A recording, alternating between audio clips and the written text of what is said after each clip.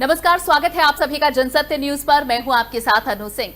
आज हमारे साथ एक ऐसी मजबूत और प्रतिभा की धनी महिला जुड़ेंगी जो बाय प्रोफेशन एक प्रोफेसर हैं, एक टीचर हैं और उन्हें कविताएं लिखने और पढ़ने का शौक है। उनके कविता संग्रह में जैसे और पानी प्यार नाम की किताबें शामिल हैं। वो एक सामाजिक कार्यकर्ता भी हैं। उनका नाम है रेनू शाहनवाज हुसैन। आप बीजेपी के प्रवक्ता और पूर्व केंद्रीय मंत्री शाहनवाज हुसैन की पत्नी भी हैं। रेनू जी, आपका बहुत स्वागत है। नमस्ते अनु जी, शुक्रिया। जी, जो भी मेहमान हमारे शो पर आते हैं, हम उनसे ये जानने की कोशिश करते हैं कि ऐसे समय में जब बाहर जाना लोगों के लिए खतरे के संपर्क में आने जैसा है, वो घर पर अपना समय बिता रहे हैं, तो आपके लिए ये समय कैसा है? सबसे पहले आपसे जानना चाहते हैं कि इस मौके पर आप अपने पूरे परिवार के साथ हैं, घर में हैं, तो ये समय आपके लिए कैसा है? जी, ये समय वैसे तो देखिए विश्व के लिए ठीक नहीं है, क्योंकि कोरोना काल चल रहा है। ये इसे लोग कलयुग भी बुला रहे हैं, कयामत की निशानी भी बुला रहे हैं। तो और वायरस बहुत डेंजरस है, क्योंकि अभी तक इसकी दवा मिल नहीं पाई है, तो सबके जीवन में उथल-पुथल मची हुई है, तो उस तरह से ठीक नहीं है। लेकिन इसमें से भी हम लोग एक सकारात्मक चीज़ खोज के ले आए हैं, वो ये कि हमें अपने घरों में बैठना है और परिवार के साथ बैठना है, परिवार के साथ रहना है। तो इस समय जो स्नेह का जो सूत्र है, माँ के लिए ममता का और परिवार में जो एक दूसरे से जो अटूट बंधन जो और रिश्तों से जो हम लोग आपस में प्यार का जो रिश्ता बना रहता था, या उसे हम कुछ टाइम के लिए भूल गए थे, तो ये जो आपसी रिश्तों को फिर से जोड़ने का समय है। मैं इसे इस तरह से ही लेती हूँ कि घर में परिवार के साथ पिता बच्चों को समय दें, माँ अपने बच्चों को समय दे, पूरे घर को समय दें, अच्छे पकवान बनाएँ और और जो भी जिस जिस तरीके जो टैलेंट है वो बाहर निकल के आएँ, वो कुछ ना कुछ नया करें। बच्चे भी उसी तरह से अपना जो समय का सदुपयोग करें, बजाए इसके इससे कि वो पहले निराशा वक्त में मिला था ये जब समय शाहनवाज निकालें। जी घर पर ही थे, बच्चे भी घर पर थे और आप भी घर पर थी, क्योंकि आप भी टीचिंग में हैं, आप बच्चों को पढ़ाने जाती हैं, तो आप भी बिजी रहती हैं। तो कब जी, ऐसा आखिरी बार जी। हुआ था जब आप सब लोग इतने दिनों के लिए साथ थे? जी, हम तो बहुत बिज़ी रहते ही हैं, क्योंकि साहब के पास भी समय नहीं होता है, वो भी ज़्यादातर कार्यक्षेत्र में अपने जो क्षेत्र है वहाँ चले जाते हैं, या और भी पार्टी की तरफ से बहुत काम होते हैं। और मेरा भी स्कूल जाना प्रतिदिन का यही हमारा होता है, लेकिन समर वेकेशन जब आती है, आजकल वैसे टीचर के लिए गर्मी छुट्टी भी ज़्यादा नहीं होती है, मेरे ख्याल 15-20 दिन ही मिल पाते हैं। तो उस समय हम अब बच्चे भी बड़े हो गए हैं, तो बच्चे भी पढ़ने के लिए कहीं न कहीं गए होते हैं, तो ज़्यादा समय नहीं मिलता है। लेकिन जो भी समय मिलता था, साल में हफ्ते भर का भी, 15 दिन का, 10 दिन का भी, तो वो समय जो होता था बहुत क्वालिटेटिव होता था, होता है हमेशा ही, क्योंकि जब ये थोड़े दिन के लिए भी साथ होते हैं, थोड़े समय के लिए भी परिवार के साथ होते हैं, तो वो बहुत अच्छा समय बीतता है। लेकिन अभी जी ठीक है, अभी जी, एक लंबा समय मिला। अभी कैसा घर में माहौल है उसके बारे में हमने बात कर ली, लेकिन आप एक कवित्री हैं और आपसे हम ये ना जाने कि आप शब्दों के जरिए अपनी भावनाओं को कैसे बयां करेंगी, तो ये थोड़ा अनफेयर हो जाएगा। तो सबसे पहले आप जरा अपने एक कवित्री के अंदाज में हमें बताइए इस वक्त के बारे में। जी, आजकल कविताएँ लिखने का भी मौका मिल रहा है मुझे। तो क्या होता है कि पहले समय लिखने को नहीं दे पाती थी, या बहुत दिमाग में तो चल रहा होता था, बहुत विचार आ रहे होते थे, लेकिन समय कम मिल पाता था। तो इधर कहानी संग्रह भी मेरा आया है। 2 कविता संग्रह का आपने नाम लिया, 2 आ चुके हैं, और अभी इस पुस्तक में एक कहानी संग्रह भी आया है जिसका नाम है गुंटी। तो अब कहानियाँ लिखने का भी समय मिला, और कविताएँ लिखने का और कुछ ना कुछ यही सब लेखन चलता रहता है, और इसी पे ध्यान जाता है। तो अगर आप कह रही हैं, तो मैं एक कुछ दोहे भी लिखे गए हैं, और नई विधाओं में लिखा जा रहा है, जैसे कि नज़्म लिखी, और माहिए लिखे, कुछ इस तरह से मैंने आजकल लिखा है। तो मैं एक आपको सुना देती हूँ कि कुछ माहिए से मैं शुरू करती हूँ, माँ को नमन करते हुए। माँ तो एक साया है, माँ तो एक साया है, धूप कड़कती में एक पेड़ की छाया है, धूप कड़कती में एक पेड़ की छाया है। और जैसा कि आपने ज़िक्र किया अभी कि आजकल पति घर पे हैं, मेरे ख़्याल सब स्त्रियों के साथ यही हो रहा होगा ज़्यादातर के साथ, तो उसपे कुछ लिखा गया, साजन घर में अपना, साजन घर में अपना, दर्पण क्या देखूं इन नैनों में सजना, दर्पण क्या देखूं इन नैनों में सजना। और हमारे लिए इस कोरोना काल को, लॉकडाउन पीरियड को मैं ये सोचती हूँ कि जब प्रेमी प्रेमिका के पति पत्नी का मिलने का समय है तो रुत आई बहारों की, रुत आई बहारों की, सारे सुन लेंगे बातें दीवारों की, सारे सुन लेंगे बातें दीवारों की। बस इस तरह कुछ लिखा गया है। जी, मैंने बहुत खूबसूरत है। रेनू जी, इनमें से कितनी कविताएं आपने शाहनवाज जी को सुना दी हैं? उनका क्या रिस्पॉन्स है? वो आजकल शुक्र है कि आजकल वो रोज सुन लेते हैं, क्योंकि बहुत समय बीत जाता था, मैं उन्हें सुना भी नहीं पाती थी और वो खुद ही इतने बिजी होते थे, तो मैं उन्हें बताती रहती थी कि मैंने लिखा है, मैं बताऊं, तो कहते थे कि अभी अच्छा, हाँ बहुत अच्छा होगा, तुमने लिखा है बहुत अच्छा होगा। तो अभी क्या होता है, अब मैं कुछ प्रैक्टिस कर रही होती हूँ या सुना रही होती हूँ तो वो सुन लेते हैं, कहते हैं हाँ सही है। तो मैंने कहा आपने तो कभी सुना ही नहीं, तो आप सुनिए बैठ के। और इस वक्त मेरे ख्याल से घर पर आपके पास काफी सारे श्रोता हैं, तो आपके बच्चे क्या कहते हैं आपकी इन कविताओं के लिए? वो आपके फैन होंगे, आई एम श्योर। जी, बच्चे मेरे वो भी सुनते रहते हैं, वो ये सारा जो कनेक्शन है ये उन्होंने किया है, वो रोज़ कभी ना कभी मैं किसी चैनल पे अगर आ रही होती हूँ या ज़ूम पे, आजकल ज़ूम और वेबिनार ये सब चल रहा है, तो इसी पे मीटिंग्स होती हैं, इसी पे फिर कनेक्शन वही करके देते हैं, तकनीकी ये सारी उनकी होती है। तो और छोटे वाले को अदीब हुसैन, उसे थोड़ा शौक भी है शायरी का और कविता का, तो वो ज़रूर सुन लेता है। और बड़े वाले को भी वो कहता है मुझे तो ये लगाते-लगाते पूरा याद हो जाता है, कई बार मैं आपकी धुन जो है ना दिमाग में आ जाती है कि मम्मा यही गाएँगी अभी। तो ये बच्चे भी सुनते हैं। मुझे क्यूरोसिटी इस बात की है कि आप टीचर हैं, आप कवित्री हैं और शहनवाज जी पॉलिटिक्स में हैं, वो नेता हैं। तो बच्चे कुछ डिसाइड कर पाए हैं? क्या आप दोनों बताते हैं कि उन्हें क्या बनना है या फिर वो कुछ अलग ही स्ट्रीम चुनेंगे? देखिए कविता करना एक पैशन है, लेखन एक पैशन है, इसको आप एक शौक के रूप में, एक पैशन के रूप में आप चला सकते हैं। लेकिन बाकी तो और राजनीति भी एक पैशन है, मैं तो राजनीति को भी यही कहती हूँ। इन दोनों में से कुछ भी कमाने के लिए, मतलब पैसा कमाने के लिए आप सोचें कि इसको हम अपने अपनी गायकी को और या लेखन को बेच के पैसा कमाएं, तो वो बहुत कम पैसा मिलेगा। और उसी तरह राजनीति है, राजनीति में पैसा लगाना होता है, पैसा मिलता नहीं है। तो इसीलिए हमने तो बचपन से उनको कहा बेटे अपने पैरों, इतना पढ़ लिख लेना, अपने पैरों पे खड़े हो जाना, और बाकी तो शौक की चीजें हैं। शौक जरूर उसको भी मारना नहीं है, शौक जरूर पूरा करना है, लेकिन आप सबसे पहले पढ़ाई लिखाई करके, कोई किसी भी बच्चे के लिए आजकल ये जरूरी है, ग्रेजुएशन कर ले और या कुछ आगे भी स्किल करके कुछ फिर अपना पैर पे आत्मनिर्भर होना सबसे ज्यादा ये जरूरी है।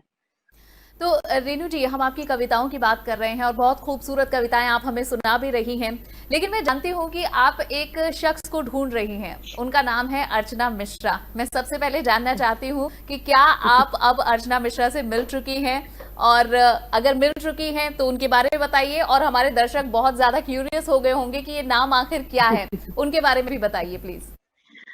जी अर्चना मिश्रा वो नाम है जो मेरी पहली सहेली कहूँगी, जिसने मुझे लिखने के लिए मजबूर किया।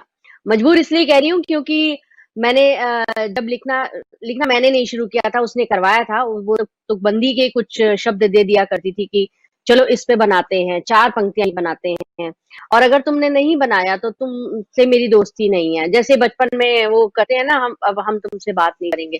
तो फिर मुझे लगता था नहीं, वो बहुत इम्पोर्टेंट है मेरे लिए, तो मैं उसे बहुत बहुत ज़्यादा प्यार किया करती थी। अभी भी करती हूँ, मिले तो क्योंकि अभी भी ढूँढ रही हूँ मैं उसे। तो हाँ, वो मुझे कहती थी कि अगर तू नहीं लिखेगी तो फिर मतलब मुझसे दोस्ती नहीं है, तो मैं उस चक्कर में लिख देती थी। अब वो रोज़ यही होता था, रोज़ मैं 4 पंक्तियाँ, 6 पंक्तियाँ, रोज़ हम लिखे जा रहे हैं, लिखे जा रहे हैं। तो ऐसे लिखते-लिखते तो आगे चल के पता लगा कि उसने तो नींद डाली है लिखने की।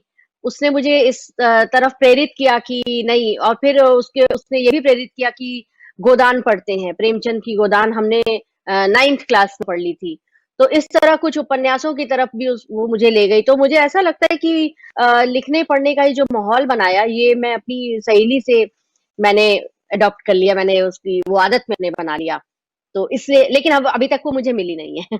और मैं इसलिए अब आजकल उसका नाम भी ले लेती हूँ कि वो कहीं मिल जाए। इलाहाबाद से है वो, ये मुझे पता है। उनके पिता और मेरे पिता दोनों एयरफोर्स में थे।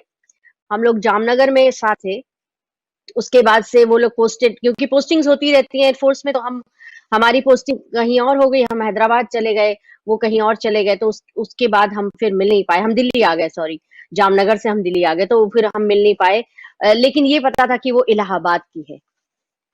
ये वी अब विश वो कि वो आपको बहुत जल्द मिल जाएं, और जो कुछ बातें आप जी, कहना चाहती हैं और आई गेस आप उन्हें थैंक्स कहना चाहती हैं, तो वो आप जरूर कह पाएं। जी, इसके अलावा जी, रेनू जी, अगर मैं आपकी प्रोफेशन पर आऊं, आप एक गवर्नमेंट स्कूल में टीचर हैं, और एक जी, टीचर की जॉब जो होती है वो बहुत ज्यादा नोबल होती है। सिर्फ बच्चों को पढ़ाना ही नहीं बल्कि उनकी कैरेक्टर बिल्डिंग भी बहुत ज्यादा अहमियत रखती है।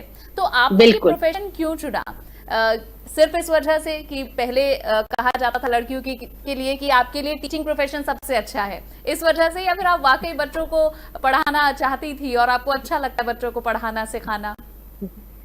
जी, अच्छा लगता ही है ऑब्वियसली। बचपन में तो बहुत सारे सपने होते हैं कि हम बड़े होके ये बनेंगे, वो बनेंगे।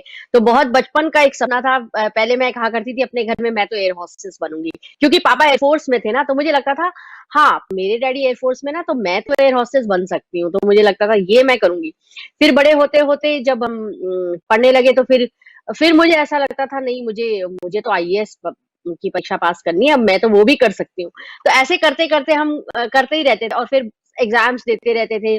फिर लगा कि नहीं, अपने पैरों पे ये एक वो था कि लक्ष्य अपने पैरों पे खड़े होना ही है, अपने बल पे हमें नौकरी करनी है। मेरे फादर ने इतना ज़रूर हमें ये सिखा दिया था कि बेटा, आप अपने पैरों पे खड़े हो जाओ, यही हमारी तरफ से आपकी शादी को या दहेज कह लीजिए या पिता की तरफ से गिफ्ट कह लीजिए।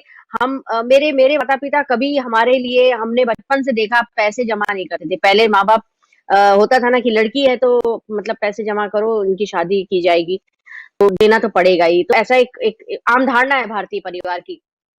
लेकिन मेरे माता-पिता ने, मेरी मम्मी ने कभी पैसे नहीं जमा किए।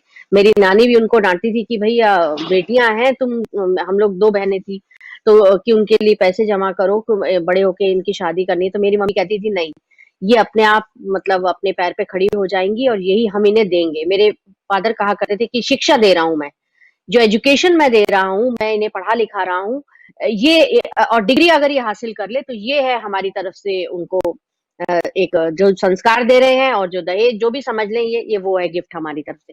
तो मुझे लगता है कि ये बहुत अच्छा उन्होंने किया और ये अच्छा कदम था। उस टाइम में हमें मतलब दहेज का कोई जैसे होता है कि दहेज भी एक चीज़ है, कोई मुझसे पूछे कि कैसे क्या हुआ? तो मतलब मैं इस बारे में बहुत सौभाग्यशाली हूँ कि बहुत आराम से केवल शिक्षा के बल पे। तो फिर करते-करते हो गया कि फिर मेरे पिता ने कहा ये जो इंटरव्यू मैं देती रहती थी, और एसएससी की परीक्षाएँ देती थी, बैंक की परीक्षा, बहुत सारे एग्ज़ाम्स होते थे, वो सब देती रहती थी, और मेरे फादर हमेशा मेरे साथ खड़े होते थे।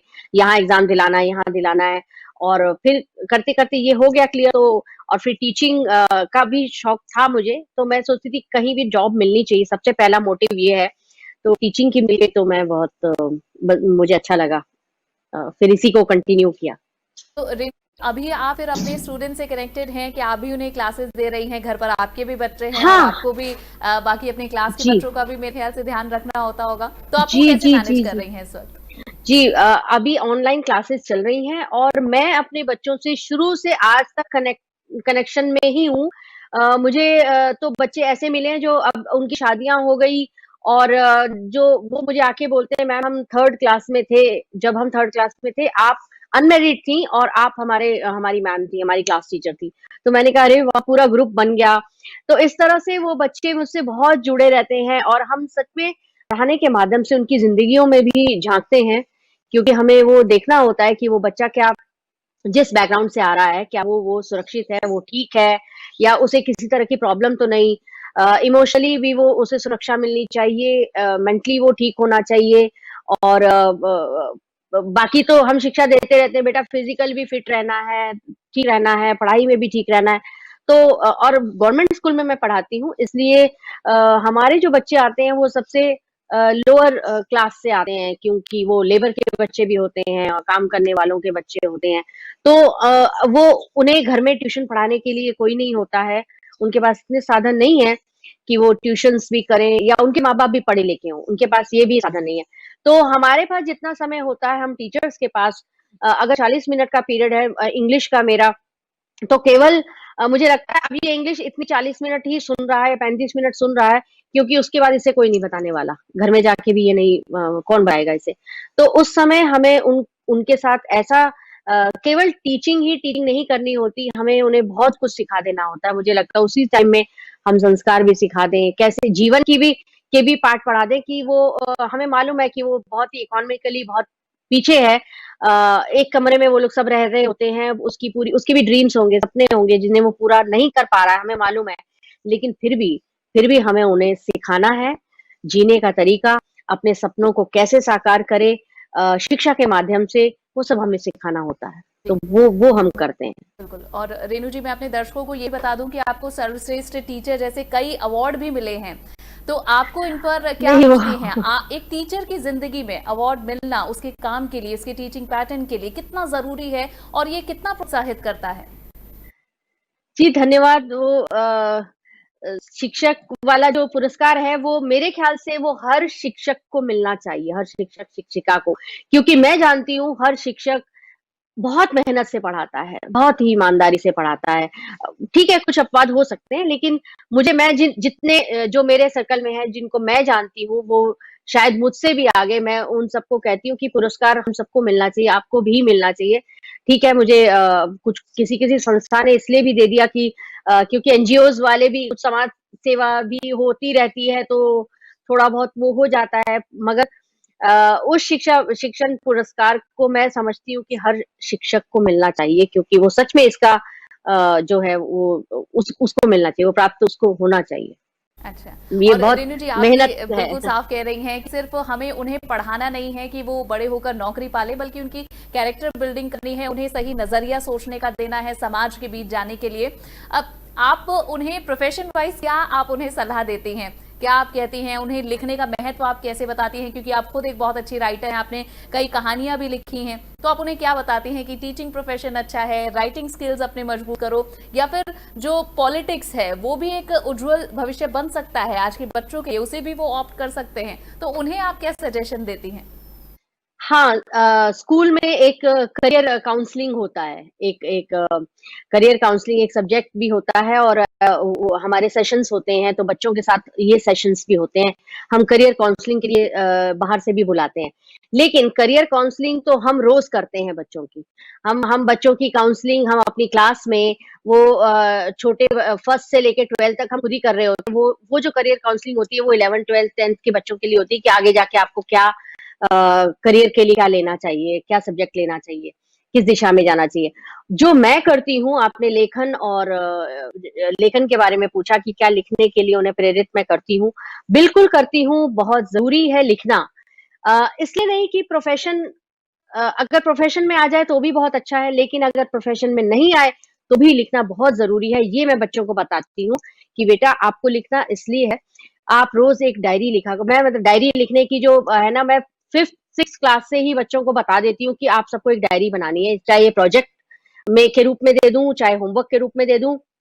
समर वेकेशन में जो होमवर्क मिलता है बड़ा सा, उसमें मैं डायरी लेखन के लिए दे दिया करती हूँ कभी-कभी।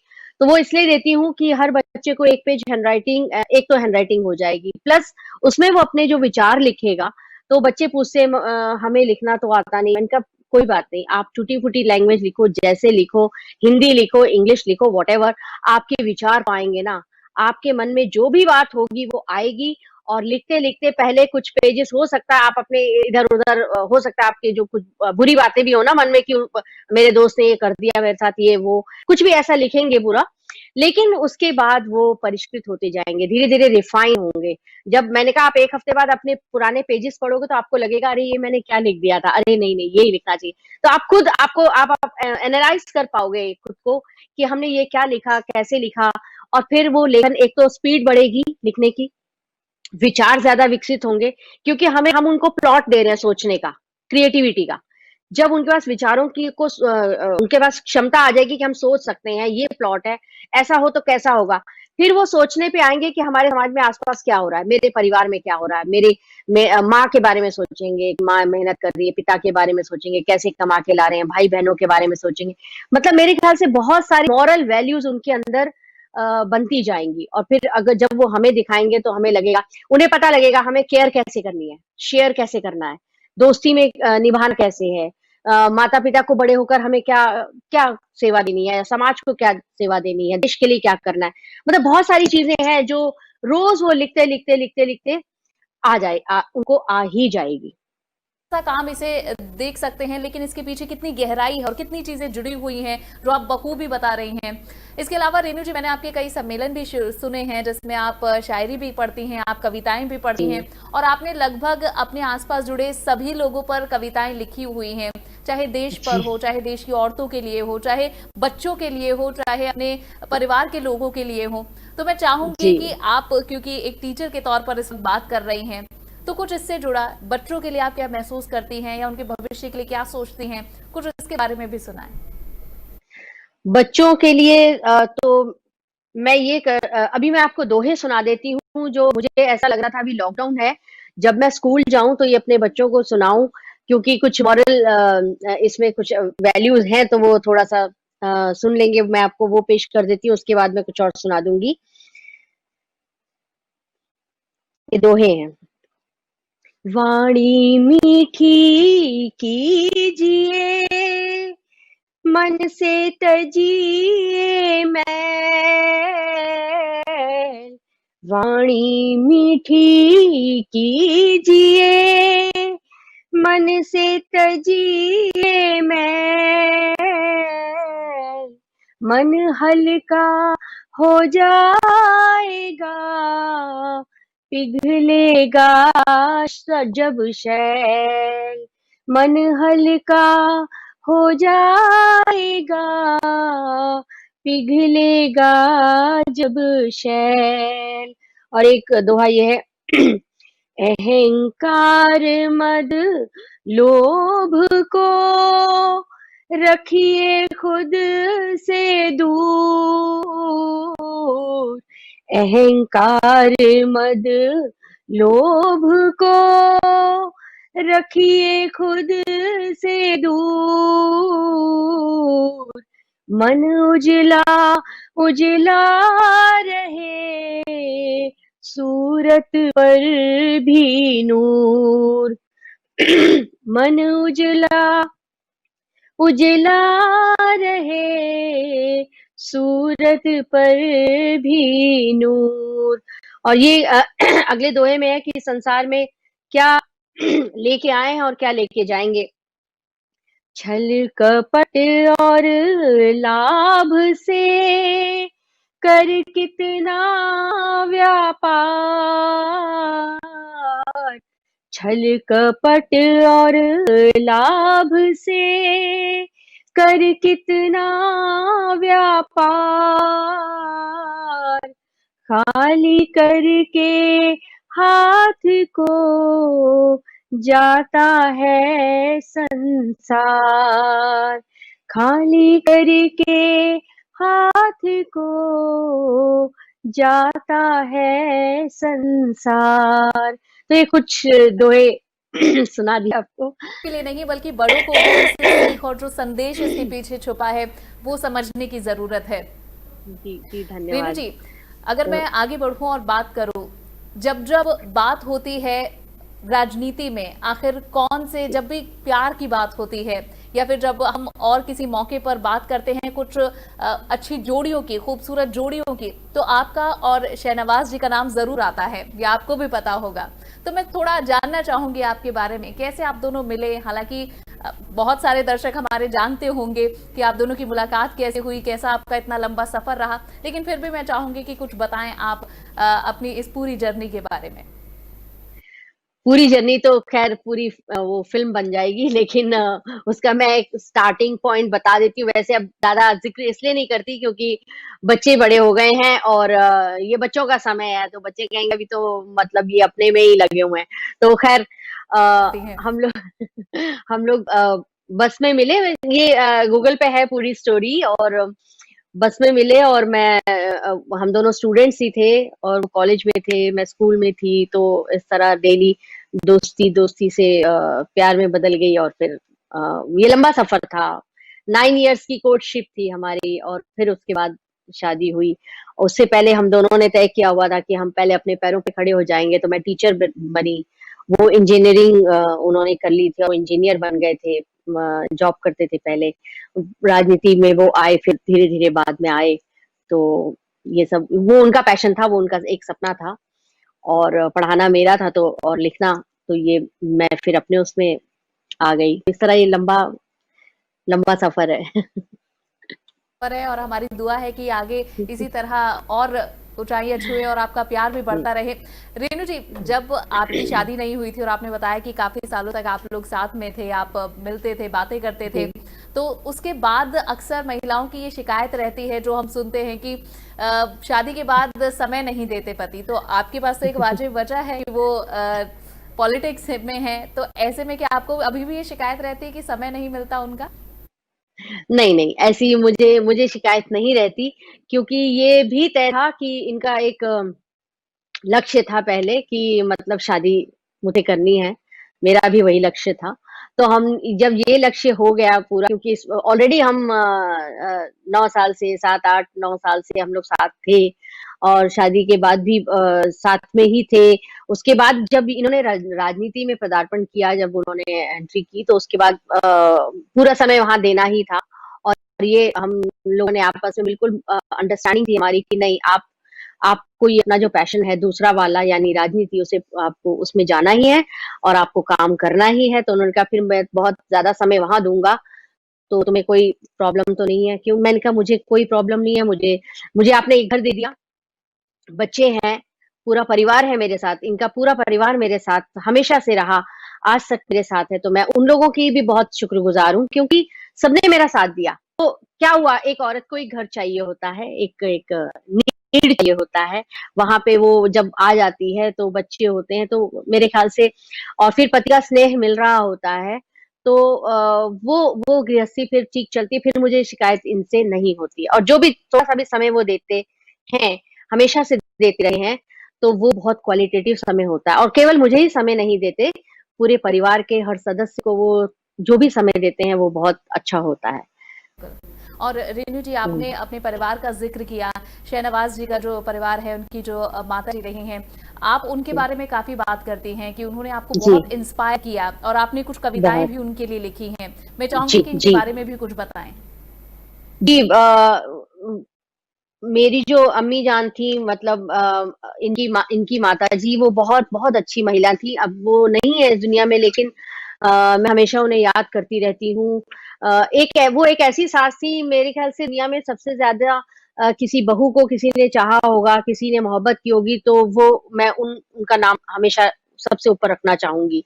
क्योंकि मेरी मेरी जो फ्रेंड्स थी, स्कूल में भी जो मेरी सहेलियाँ थी, वो जब मैं उनसे जाके स्कूल में बात भी करती थी, तो वो कहती थी कि तुम्हारी सास के तो मतलब पैरों का पानी लेके पीना चाहिए, मतलब वो इतनी अच्छी लेडी हैं। मतलब मैं स्कूल से आती थी, वो एकदम सब चीज़ें मेरे लिए तैयार करके रखती थी और मुझे मतलब उनके होने तक और उनके होने के बाद भी मेरी ननद ने भी मुझे कभी किचन में घुसने ही नहीं दिया। मतलब आप ये सोच सकती हैं कि कोई महिला ऐसा कहे कि उसे खाना बनाने के लिए नहीं दिया जाता था। मतलब कि नहीं, क्यों? क्योंकि तुम भई स्कूल से आ रही हो ना, थक गई हो, तो तुम आराम करो। तुम बच्चों को देख लो, आराम करो, तुम्हें इस किचन में बिल्कुल काम नहीं करना है। ऐसा मेरी सास ने पूरा मतलब पूरे घर को इंस्ट्रक्शन रखा था कि नहीं, मेरी बहू तो काम करती है। बड़े गर्व के साथ वो कहती थी कि ये टीचर है, और कहती थी और पढ़ो, तुम एमए भी करो। मैंने शादी के बाद ट्रिपल एमए किया। 3 बार मैंने एमए कर लिया, 2 बार हिंदी में, 1 बार इंग्लिश में। तो वो इस चीज़ के लिए वो बहुत खुश होती थी। हाँ बेटा, पढ़ती रहो, पढ़ती रहो। मेरे मेरे ससुर साहब भी ऐसे थे, वो कहते थे बेटा खूब पढ़ो। वो भी टीचर थे। तो वो कहते थे कि इनको अपना काम करने दो, और तुम जो है बहुत, मतलब मैं ऐसे रहती थी जैसे एक बेटी या एक शहजादी की तरह कोई रहता है ना, उनके। जबकि हम लोग बहुत ही मिडिल क्लास से उठे हैं। 2 कमरों के फ्लैट में भी मैं रही हूँ, और वहां पर भी मुझे ऐसा महसूस होता था कि मैं एक शहजादी हूँ। मतलब मेरी माँ मुझे ज्यादा सिखाती थी कि बेटा काम कर ले, ये कर वो कर, पूरे किचन का काम, घर का काम। मैं पूरा वहां बहुत काम करती थी। और जैसे ही मैं ससुराल में आई, मैंने एकदम काम बिल्कुल, मुझे किसी ने काम ही नहीं करने दिया। मैं आराम से बैठ जाती थी। तो बहुत तो मैंने बहुत ऊपर वाले का बहुत शुक्रिया है, ईश्वर की कृपा है कि मैंने ऐसे सास-ससुर, ऐसी सास पाई। तो उनके लिए मैंने लिखा ही है। उनके जाने के बाद मैं उनके बच्चों को कहती हूँ कि आप लोगों को इतना दुःख नहीं हुआ होगा जितना मुझे हुआ है, क्योंकि मैंने अपनी माँ खो दी है। और तो आज उस घर में, जिस घर में मैं गई, और उस घर में मुझे मेरी अम्मी जान मिली थी, वो घर कैसा है, तो उस उन पे मैं चंद पंक्तियाँ ज़रूर सुना देना चाहती हूँ। इसका शीर्षक है अम्मी जान। उस घर में हम नहीं रहते, एक औरत रहती है। उस घर में हम नहीं रहते, एक औरत रहती है। महकता है आंगन, एक खुशबू रहती है। दर दीवार झाड़ फानूस, पर्दे, जीना दालान, बरामदे, संदूक और अलमारियां। दर दीवार झाड़ फानूस, पर्दे, जीना दालान, बरामदे, संदूक और अलमारियां जिंदा रहते हैं। एक दुआ रहती है। उस घर में हम नहीं रहते, एक औरत रहती है। गर्दिशों की आंधियों में, झकझोर तूफानों में, गिरती बिजलियों में या तेज हवाओं में, उसकी मजार पर दिए जलते हैं, एक रोशनी रहती है। उस घर में हम नहीं रहते, एक औरत रहती है। और उनका उनका जो घर था, सुकून की सांस लेने को, चंद लम्हे पनाह लेने को, उसकी ठंडी देहरी पर जब मुसाफिर रुकते हैं, अपने आंचल से हवा करती है, वो सरमाया रहती है। उस घर में हम नहीं रहते, एक औरत रहती है। और उनका तस्करा कुछ इस तरह मैं करती हूँ। लबों पे आयत, पाकीज़ाए सीरत, दस्ते दुआएं, पोशीदाए दुनिया। लबों पे आयत, पाकीज़ाए सीरत, दस्ते दुआएं, पोशीदाए दुनिया। इबादत में मशगूल वहां एक बुजुर्ग रहती है। उस घर में हम नहीं रहते, एक औरत रहती है। और वो किस तरह हमारे साथ रहती है, दर्द और मायूसियों को हंस के फना करती है। वो अकीदत हमारी, उसके करम की मौजूदगी उस घर में रहती है। उस घर में हम नहीं रहते, एक औरत रहती है। हमारी पेशानी पे चमकती एक किस्मत रहती है। उस घर में हम नहीं रहते, एक औरत रहती है। तो ये मैंने अपनी सासू बहुत माँ पे खूबसूरत। लिखा रेणु कुछ। जी, कुछ चंद शब्दों में आपने बहुत बड़ी बात कह दी है, और जो आप महसूस करती हैं उनके लिए वो झलकता है इन शब्दों में। पूरी बातचीत के लिए आपने बहुत लंबा समय हमें दिया है। जनसत्य न्यूज से जुड़ने के लिए आपका बहुत बहुत शुक्रिया। तो ये थी रेणु शेहनवाज हुसैन, जिन्होंने किस तरह से अब जिंदगी में प्यार से लेकर अपने करियर में एक नया आयाम छूने की कोशिश की है, और बहुत लोगों को, बहुत महिलाओं को खास तौर पर ये प्रेरित करती हैं। फिलहाल के लिए बस इतना ही। ये वीडियो आपको पसंद आए तो इसे लाइक और शेयर जरूर करें, और हमारे चैनल को सब्सक्राइब करना ना भूलें। नमस्कार।